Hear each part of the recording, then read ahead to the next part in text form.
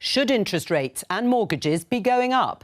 When will the Windrush generation get justice? And should Parliament sanction Boris Johnson's allies? This is Politics Live.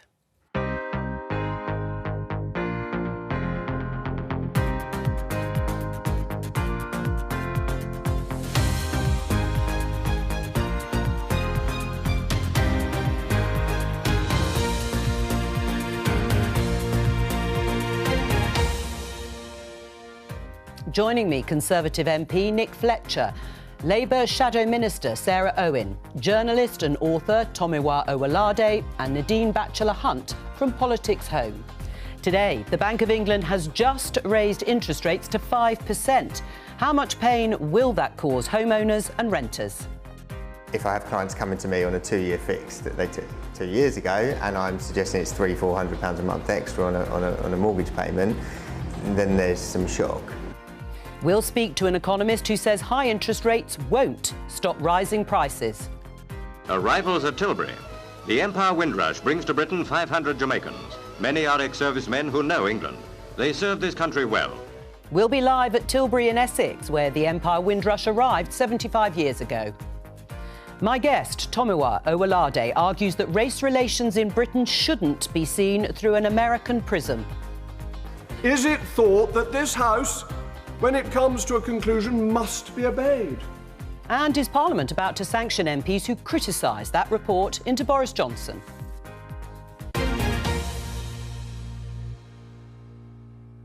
Let's start with that breaking news. You can see here the Bank of England has just increased the interest rate to 5%. It's gone up 0.5%. It was predicted a 0.25% rise, but following those inflation figures stuck at 8.7%, it's gone for the full 0.5%. My opening question to the panel, starting with you, Nick, is the pain this will undoubtedly cause people necessary? Just a reference, in 1989, you'll remember the then Chancellor John Major, facing double-digit inflation and a 15% bank rate, said that the harsh truth is that if the policy isn't hurting, it isn't working. We cannot and must not fudge the determination to stop inflation in its tracks.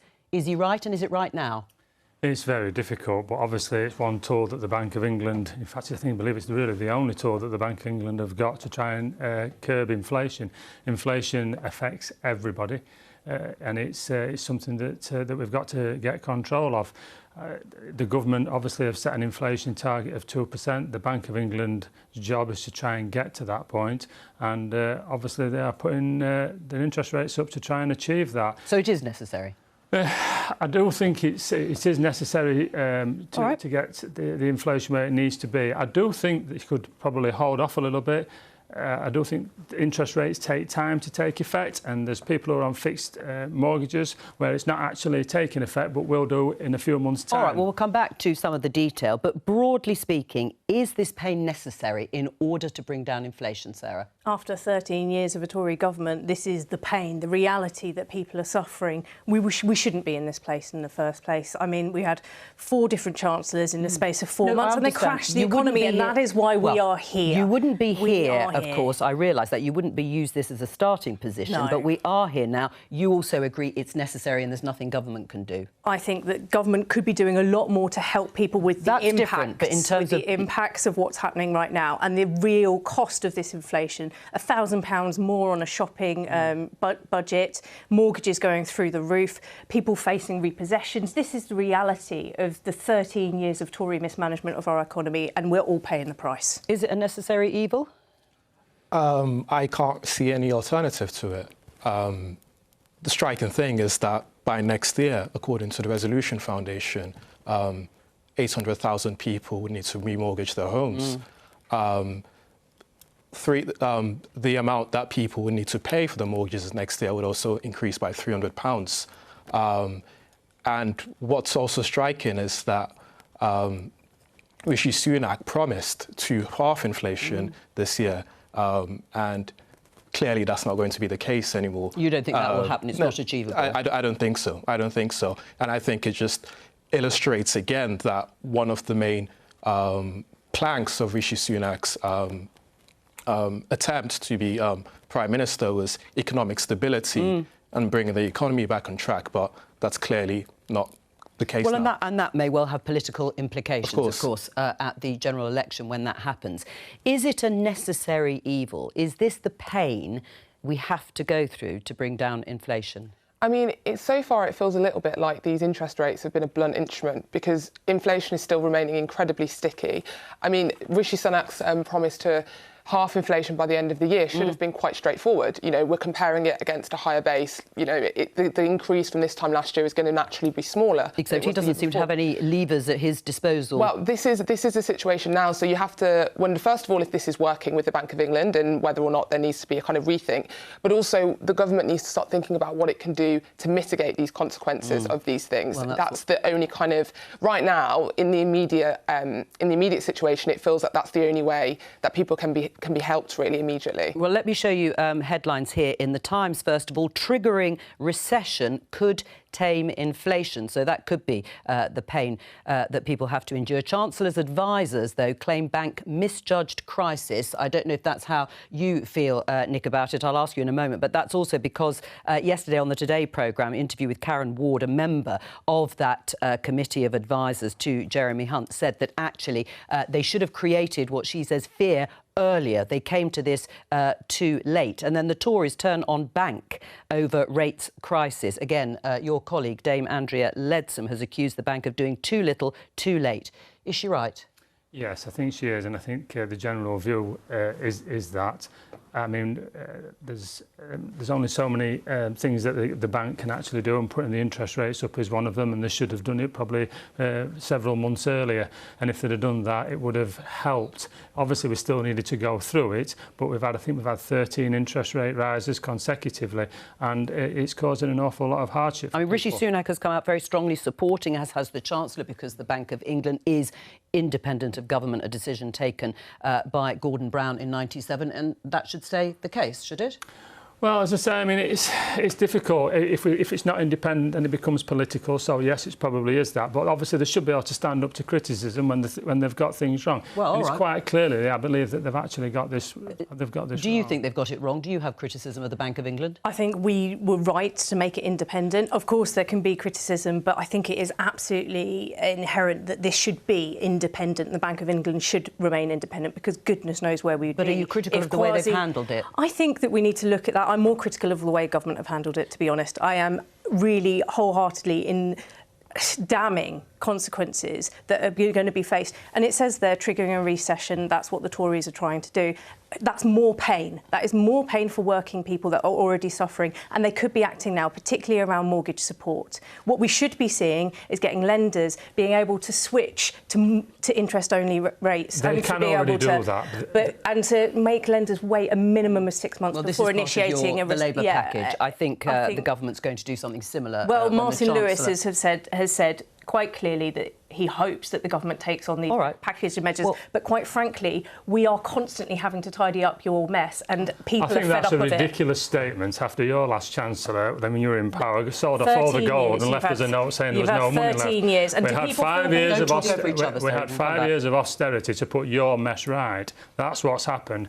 Then obviously we came into government in 2015. We're on a track to get things where we want them to be. And obviously we've had Brexit, we've had COVID, and we've had a war in Ukraine. So I think to say that your fiscal policies are going to help this country, then I don't think so. Well, socialism doesn't work anywhere. It never has done and never will do. Well, let's talk to somebody who is also critical of the Bank of England, albeit for different reasons. Richard Murphy, Professor of Accounting Practice at Sheffield University. Welcome to you. How much pain is this rate rise going to cause people? It's going to cause a massive amount of pain. It will take time if people are on fixed rate mortgages, but it's going to hit mortgage borrowers eventually very hard indeed. I was on a discussion on Radio 5 this morning where somebody had seen their mortgage go up from £350 a month to over £1,000 a month and had no idea how to pay that. But let's also be clear, it hits people who rent very hard because rents are now directly related to interest rates because most landlords are in the private sector, which was not the case when we had previous serious bouts of inflation when most people rented from councils. It's also going to hit business very hard. And this is really why I'm so critical of this policy. This is a disaster, this 0.5% increase. The rate's already too high, and this is just making everything worse. After 13 attempts to control inflation with interest rate rises, the Bank of England is trying to do so yet again. It's a bit like Einstein's definition of insanity. Keep doing the same thing and hoping the outcome will be different. But that's what the bank is doing. It won't be different. And the reason why... Yes, that's what I want to... Yeah, why won't it? Why does raising interest rates lead to higher inflation? Because that does go against the sort of orthodoxy that you have to suck demand out of the economy, and raising interest rates does that. Well, no, the orthodoxy was written in the 1970s when we last had serious inflation. Yes, we had some in 1990-ish as well, but the serious inflation was in the 70s. That was when this orthodoxy was written. And then the economy was utterly different from now. First of all, the amount of money people borrowed on mortgages was much lower, and there weren't the feedback loops of the sort I've just explained on rent, but also on car leases and inside many products which actually are heavily interest related. For example, water. 1/4 of the costs of water in the UK relate to interest costs by water companies.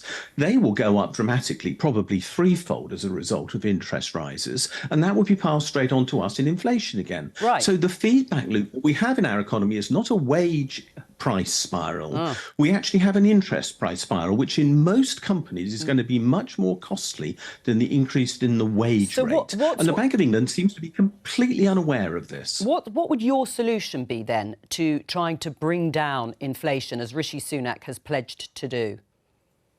Well, the first thing I would do is stop doing something that clearly doesn't work, which is increasing interest rates. It doesn't work, it hasn't worked, and it won't work because of the reasons I've just explained. It is actually increasing inflation. I would have done nothing today, and I'm very interested. The 6 men on the Bank of England Monetary Policy Committee voted for an increase. Of the 3 women, 2 voted to keep the rate the same, which is exactly what I would have done. So there is support for my argument. We didn't need a rate rise today. Right, so would you like to have seen the government... Would you have liked to have seen the government block this, whether through sort of, you know, soft back channels as such, but sort of indicate to the Bank of England they didn't want to see another rate rise?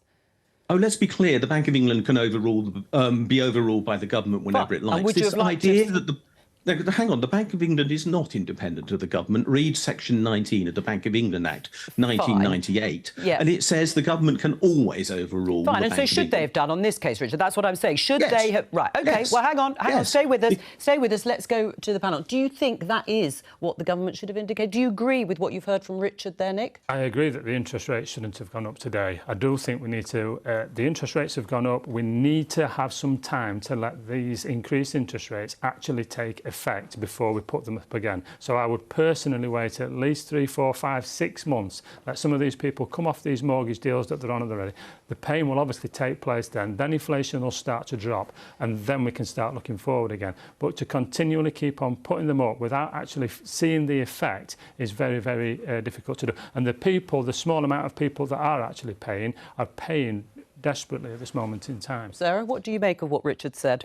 I think that if there was going to be a decision to block a decision or an interest rate rise from the Bank of England, then that should come to Parliament and that should be taken democratically. But whether we have this or not, the government should have been ready with a package of measures to support the people that are going to be hit the hardest. The packages of measures is that you undo the work that the bank are actually trying to do. No, the bank are trying to do that to slow down spending. So then if the government put money in, then it'll increase spending. So you just literally go and guess. What we need to do is slow down the interest rate increases and let them take effect. Yes, there's pain. There's always pain in this situation. There's been too many people having to deal with that pain, and it's not been the likes of you and your cabinet. It's futile putting the interest rates up to cause reduction in inflation and then give money which will cause an increase in inflation. What are you going to tell your constituents? Because it has gone up by 0.5%. So are you going to say you've got to bear more pain? I think that they shouldn't have to bear more pain. I think that we should be able to see a change of government or have government act to help them deal with that pain, because I don't believe that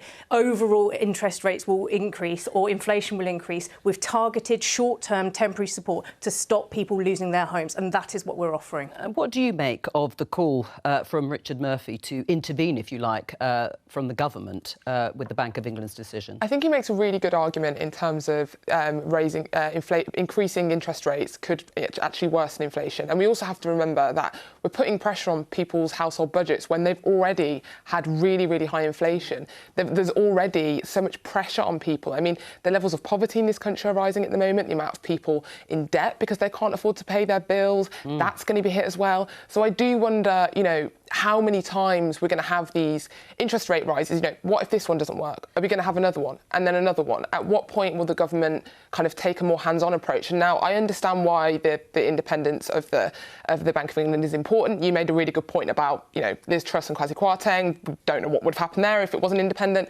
But I also think, you know, if this doesn't start working soon, I think everybody in the country is going to start saying, please do something else because we can't take any more. Well, I mean, the Chancellor and the Prime Minister rejected the idea of direct help, Tomawa, in terms of helping people pay their bills. They are going to do something similar. Labour's going further, requiring lenders to actually take some measures to ease the payment. But you will have to pay it back at some point if you've got a mortgage or a loan out. Do you think the government should be intervening more directly? Yeah, I think they should. They should be, as Sarah said, have a more targeted approach. And I think one thing I'd also like to emphasise is that I think there's a tendency to see inflation as Rishi Sunak put it, as a global macroeconomic issue. But inflation is actually higher in France. I mean, it's actually lower in France well, in and in Italy the Eurozone and Germany in America. and in America as well. So it's very much a domestic issue, and we should No, that's not true. I mean, inflation's high everywhere. It's not just a UK. Yeah, but it is issue. high here. It's higher in the UK. It may be slightly higher, but we're all struggling with the same thing. There's been an oversupply of money and there's been a lack of goods. They've had a war in Ukraine. It's obviously put prices up, and obviously wages have tried to follow that, and we end up in a cycle where we increase wages, inflation goes up, we increase wages, inflation goes up. We've got to keep a lid on it. Yeah. And that's I would argue the wage argument, that the idea that increasing wages is worsening inflation when wages are increasing below inflation, I don't think really holds water. And I think if you look at the margins that large companies are making in terms of profit and how wages have stagnated, I think I saw a statistic that in real terms wages are the same as they were in 2005 or something. The idea that certainly wages since are pushing, 2010 they've stagnated. the idea that wages are pushing inflation when we're seeing this increase in profits of these big companies, I struggle to see how that fully holds water given the current economic landscape. I mean, there's been a contradiction. The government has continually said these are external factors that have been influencing inflation and driving higher prices. But if that was the case, why keep increasing interest rates? Now there is discussion that there is a bit more domestic inflation coming into the system, but not necessarily as a result of wage increases as yet. But let's go back to Richard. I mean, Richard, some of your ideas were taken on by Jeremy Corbyn when he was leader of the Labour Party, informed some of his economic plan. But do you think either party now, Richard, is going to listen to anything other than what they're both doing at the moment? Well, let's be clear, I wasn't a member of the Labour Party when Jeremy used my ideas. No, I didn't say that. So I'm I not just taking said they a party I just said I thought. No, I'm just making a non-party political line. The point I'm saying is that actually the economics that underpins this, the Bank of England's economics, is simply wrong. It was created in another era. It doesn't understand the world we now live in, where interest rates are built into prices. And the people who are punished are borrowers. But actually, borrowers did not create inflation. Companies create inflation. And very much so, it's large companies that create inflation. They are not being penalised. Let me give you a simple example of what happened at 12 o'clock today. The banks in the UK, the commercial banks, increased their income in the next year by £4.5 billion, which is the extra interest they will be paid by the government in the next year as a consequence of this. We are running an inflation policy that is welfare for the rich, welfare for the banks, and welfare for large companies. And they should be made to make the contributions that are required to redress that situation. The penalty should not fall on people in poverty or who are going to be forced into poverty by this. The policy is completely wrong. It won't work. Well, if Richard is right, do you agree, Nick, that you are pointlessly inflicting pain on your constituents? Well, it's not me that's doing it. It's not the government that's doing it. It's the Bank of England that's doing it. Yeah, but you agree with that broadly, you might not have wanted this rise, is the right strategy. But do you agree it will, if he's right, and you may think he's wrong, but if he's right, do you agree it will pointlessly inflict pain on your constituents? Oh, no, I don't think it pointlessly inflicts pain. It's inflation that we're trying to keep down. I believe that's the Bank of England are trying to do that, and that's what we need. Inflation, as painful as these interest rates are, rampant inflation is far, far worse. Sarah? I think that there is a big question here as to why it is that it is the worst in the UK as compared to everywhere else, and look at what it is that we are doing so wrong and so differently compared to everywhere else, and learn from those lessons. Because ultimately, when we keep saying, well, there's going to be more pain, where's the gain for people? After 13 years, no one feels any better off. No one feels that that pain is going to be paying off for anything other than just more poverty. But would you challenge the Bank of England? I think we've got to look at how we can support people now. As much as we can have this economic argument about the Bank of England and their independence, right now people are really scared about losing their homes. And that's what I want to deal with immediately. All right, well, we've had an economic argument. Richard Murphy, thank you very much for joining us today on the programme. It's 75 years since the Empire Windrush docked at the port of Tilbury in Essex on the 21st of June 1948. Our correspondent who's there, Ashita Nagesh, can talk to us. Hello to you, Ashita. Tell us about the Caribbean migrants who arrived in Britain at that time. Well, there were hundreds of Caribbean migrants on board the Windrush, and they were the first of what we now know as the Windrush generation. Many of them had served for the British Army in World War II. And when they came here, they came to retrain as engineers, as nurses in the newly formed NHS. Many of them worked as bus drivers. They were filling post-war labour shortages. And one of the many events that's happening across the country is here at the port of Tilbury, as you said, which is where the ship first docked on the 21st. And those passengers came into the UK and took those first steps into Britain on the 22nd. And now just a few metres away, people are inside having a dance, having a drink. But here, I wanted to show you, this is the spot where the Empire Windrush docked 75 years ago. Now, of course, the Windrush generation, it was not always the warmest welcome when they came here, and they have faced hardships in the years since. Of course, most notably in the last 5 years, the name Windrush has become synonymous with scandal and injustice, because so many of those people who were legally allowed to live and work here, when they came here, they were British subjects, of course, coming from countries that were under British rule, and then they were given that permission to live and work here permanently in the 70s. They were not given proof of that, and so years later they were then denied housing, denied employment, denied access to benefits, and many were deported or detained. Now, fresh figures from the Home Office have also shown that of 6,348 applications to their compensation scheme for victims of the scandal, only 1,681, that's about a quarter, have actually been paid.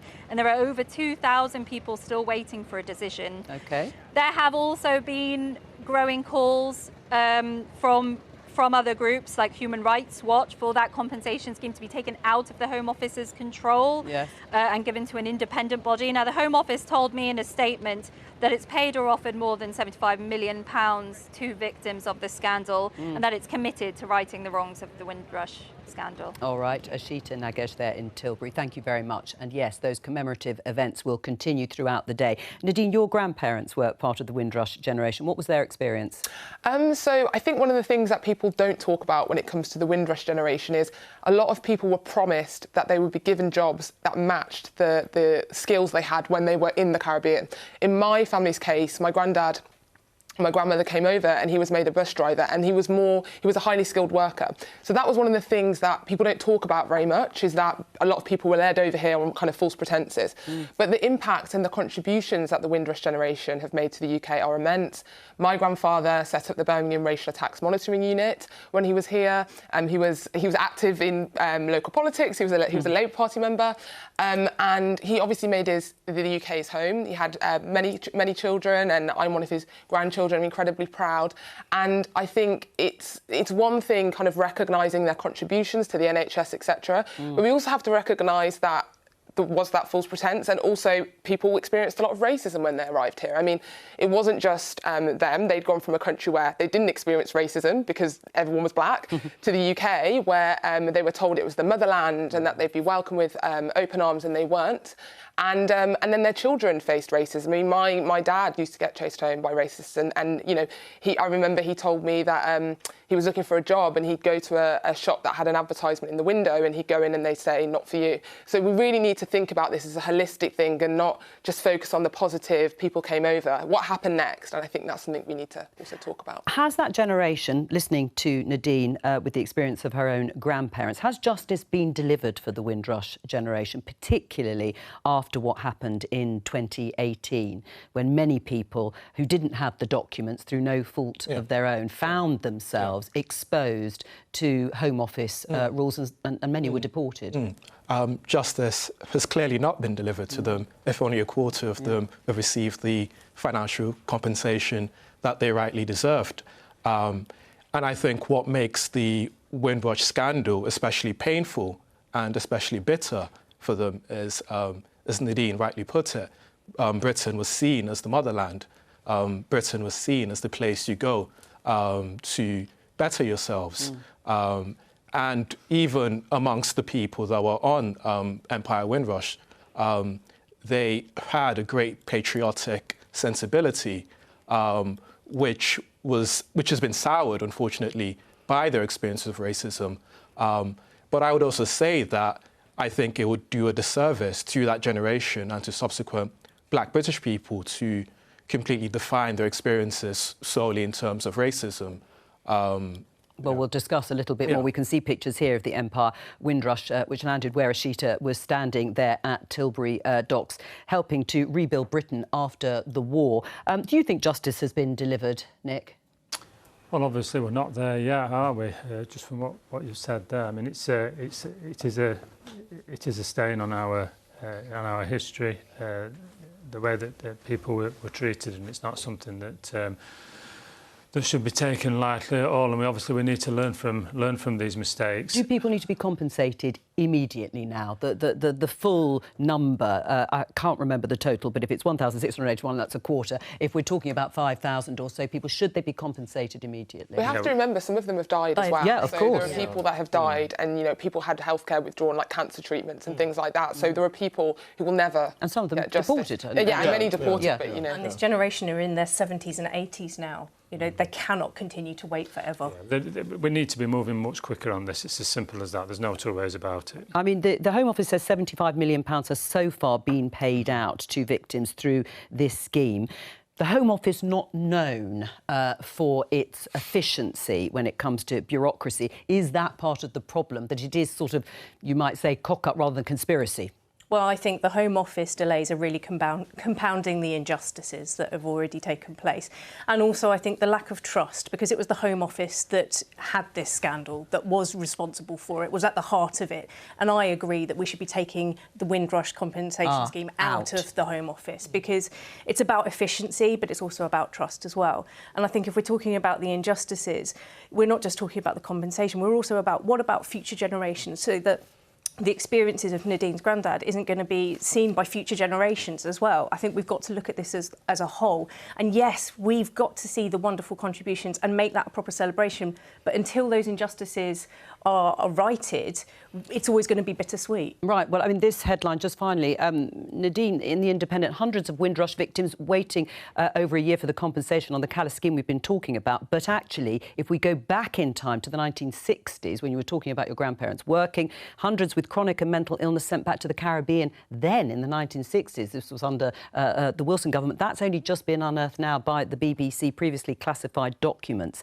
that reveal that at least 400 or so Commonwealth citizens, mainly from the Caribbean, were wrongly deported in the 1950s and early 1970s. And that's just come to light now. I mean, it doesn't shock me. The way in which people of colour from Commonwealth countries were treated at that time was horrendous anyway. You know, the way people were treated in the colonies and in the century before that. You know, we have to be honest, in many ways, the UK did welcome these people, but they were also sources of economic growth. They were workers. They weren't just seen as people and, you know, to enrich British culture, which, as a proud person of Jamaican heritage, I believe the food and the music is much better for our influence.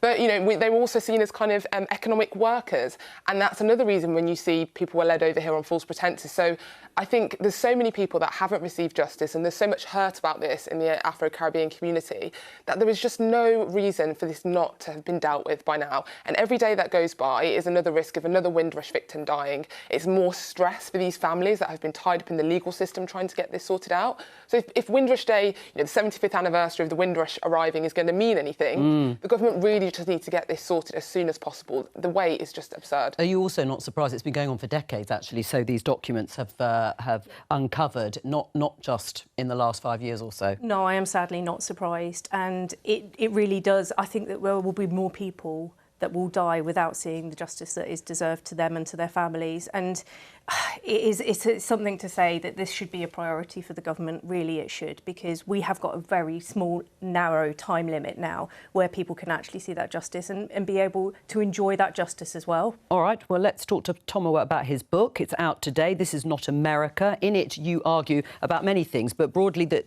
we see race issues in the UK too much through an American lens. What do you mean by that, and why is it a problem? So in my book, I argue two things. The first thing is that all too often we see racism and race in the UK through an American perspective. And this came to light to me in the summer of 2020 during the George Floyd protests. And I saw some people using a term called BIPOC, which is an acronym for Black, Indigenous, People of Colour, to refer to Black and ethnic minority people in the UK. Now, that term would make sense in America because America's indigenous communities have obviously been oppressed and discriminated against. But using BIPOC in a British context carries with it a more far-right resonance than a sort of progressive agenda. And what does what's that meant in sort of reality in terms of dealing with race relations here? It means that it obscures the actual conditions of Black people in the UK. And what I found whilst talking to people about race is the level of ignorance, actually, about Black people and other ethnic minority people in the UK. So I also argue in my book that we should have a more diverse understanding of diversity. So just to give one example, 25 years ago, the majority of Black people in the UK were Black Caribbean people. But as of today, the majority of Black people are now Black Africans. So over the past 25 years, due to immigration, there's been a huge shift in the composition of Black British people, but I don't think that's been acknowledged or incorporated enough into discussions about race, because there are important differences between those two groups, especially in terms of education. Right. Well, when it comes to disparities within the ethnic minority communities, Nadine, you will know the report carried out by Tony Sewell, I can't remember exactly when, but a couple of years ago, that structural racism was not the cause of many of the disparities experienced by ethnic minorities, and the institutional racism, while, yes, was there perhaps in the police force, for example, but couldn't be identified across the board. Do you agree with that? No, that was a conclusion that I think has widely been debunked, and I know people who have who were working in government at the time that the definition that the government were working with on institutional racism was kind of one they were kind of coming up with themselves and weren't really engaging with the fact, if you're Black in the UK, you are over 50% of Black children in the UK live in poverty. Now, that's not a coincidence. That is a consequence of a socio-economic system that has resulted in Black children being poorer. And I really agree with you on the point about the kind of demographic of Black people and how it has become more African over the last 25 years. Because, for example, you're more likely to be poor if you're Afro-Caribbean than if you are African in the UK. And that's because, in some ways, that's because the Windrush generation came over in a very different socio-economic context than later kind of immigration from countries like Africa. So they have seen a kind of longer intergenerational impact of structural racism than, Black people that may have arrived later to the UK. But do you think importing the sort of terminology and perhaps some of the background from America hasn't been helpful to the discussion? I completely agree with you on the BIPOC thing. I mean, I find it absurd when people are saying things like Black, Indigenous and people of colour in the UK. So I do think we need to be careful about that. I think, the chattel slavery we saw in America just isn't the same situation here. I think there is a bit of a lack of education about the British role in slavery, but it manifested itself completely differently. But one thing I will say is, you know, as of the last statistics I checked, the UK has more black people by a percentage of population in prison than America. So there are those kind of parallels and similarities, but fundamentally, black British people and where they come from are completely different to black Americans, and I think it's really important that we remember that. So I completely agree with you on that one. But what about, you also say that class, you think class is more of an issue for black people, ethnic minority people here, than racism?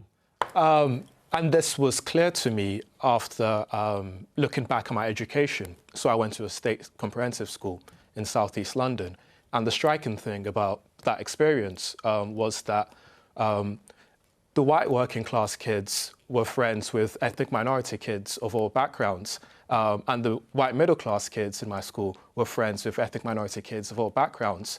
But the white working class kids and the white middle class kids were not friends with each other.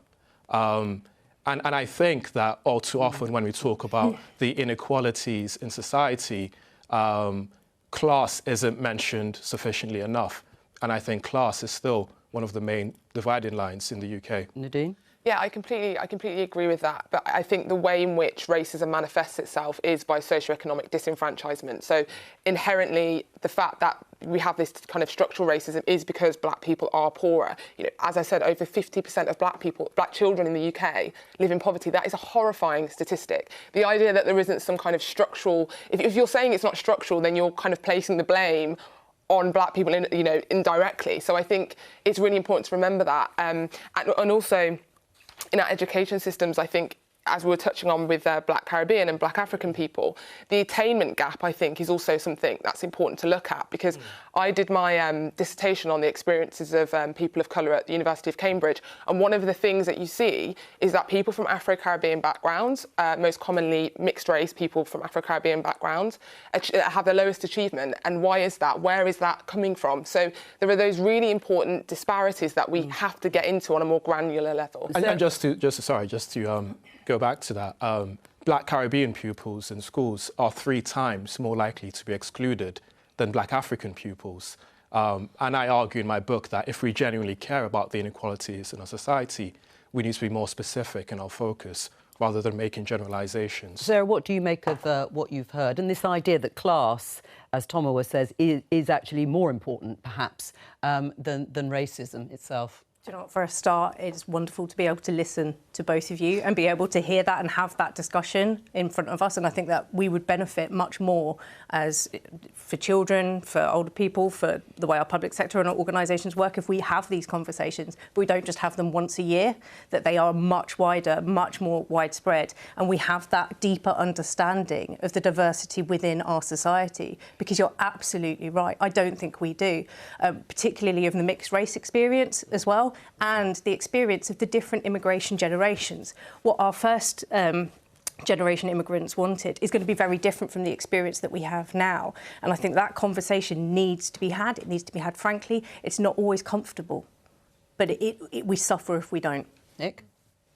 Yeah, I mean, now you spoke about people in prison. 94% of the prison population are men. So, I mean, there's a huge issue there that we need to deal with.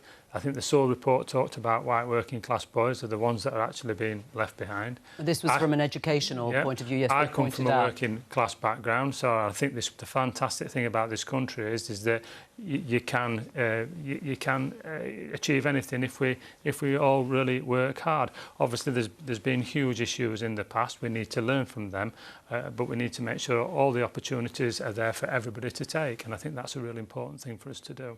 What did you make of the taking the knee debate and discussion? We can show you here, Keir Starmer, we kneel with all those opposing anti-black racism, Black Lives Matter. Obviously, that was the movement that started, and taking the knee was very much the symbol, if you like, across sort of sporting events at the time, but became a globalised system, but caused an awful lot of controversy. What did you make when you saw that picture of Keir Starmer and Angela Rayner, the deputy leader? Yeah, I can perfectly understand why it's done. It's done as an expression of solidarity. Yeah.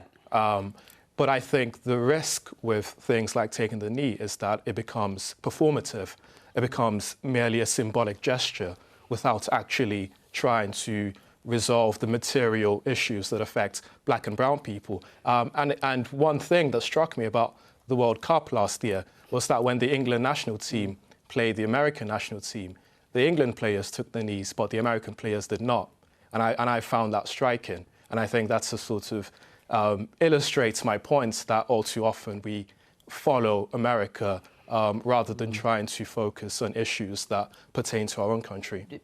I think you're absolutely right. If it remains a symbol, the solidarity is lost because you need action as well. And I think that it's really important that we want to bring forward a Race Equality Act that will be led with Baroness Lawrence, but also addressing some of the financial disparities that Nadine talked about around making sure there's an equality impact assessment for every single major fiscal event, and also introducing an ethnicity pay gap, mandatory ethnicity pay gap reporting, because we know the disparities are huge and we need to shine a light on them so that we can actually tackle them.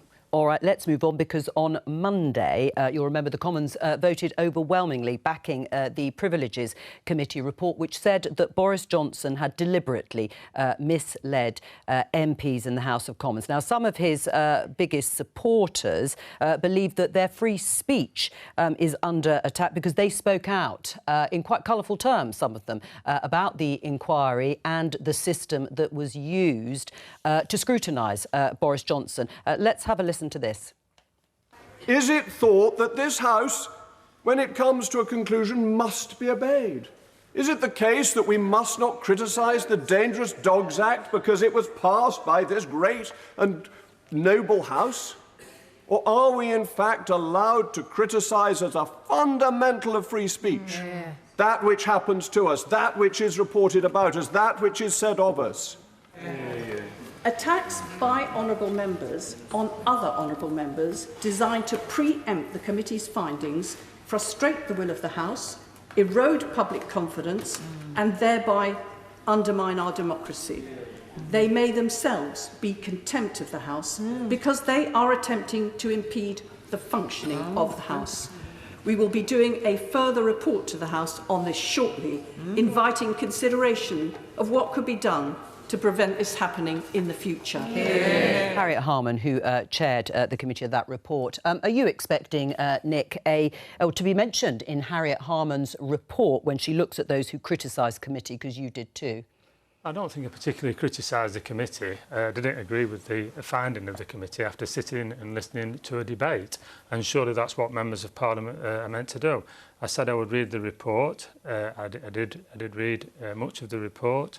I wrote a speech to say that I was actually going to abstain, and then when I sat in the debate and I listened to many members, but mainly Sybil Cash, who was an experienced lawyer and an extremely experienced member of Parliament, and what he had to say about the report, and therefore I didn't agree with its findings. Should people be sanctioned?